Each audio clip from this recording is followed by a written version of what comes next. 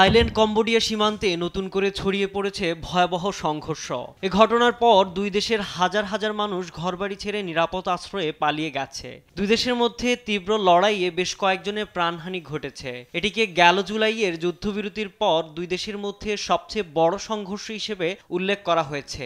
সোমবার সংবাদ মাধ্যম আল জাজিরার এক প্রতিবেদনে তথ্য জানানো হয়। প্রতিবেদনে বলা হয়, উভয় দেশই একে অপরকে হামলার জন্য দায়ী করেছে। থাইল্যান্ড সহিংসতা চায় না, তবে সার্বভৌমত্ব রক্ষায় প্রয়োজনীয় সব ব্যবস্থা নেবে বলে জানান থাই প্রধানমন্ত্রী অনুতিন চানভিরাকুল। আন্তর্জাতিক আইন অনুসারে দেশের সার্বভৌমত্ব ও আঞ্চলিক অখণ্ডতা রক্ষার জন্য সর্বোচ্চ চেষ্টা করব। আমাদের জাতি রক্ষা করার জন্য আইনি লড়াইয়ে যা যা করতে হবে সব পদক্ষেপ নেব। যে কোনো পরিস্থিতিতে সামরিক অভিযান চালাতে প্রস্তুত আমরা।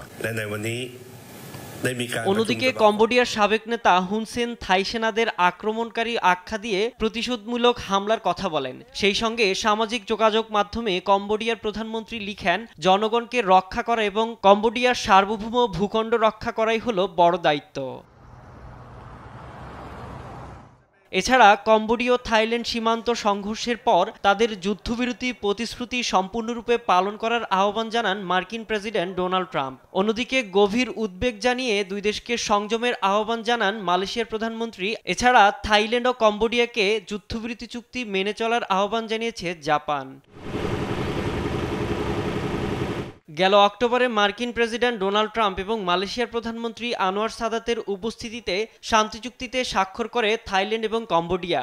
তবে স্বাক্ষরের 2 সপ্তাহের মাথায় চুক্তিটি ভেঙে যায়। এরই ধারাবাহিকতায় আবার উত্তপ্ত হয়ে ওঠে দুদেশের সম্পর্ক। সাইদুজ্জামান, নিউজ ডেস্ক, দেশ টিভি।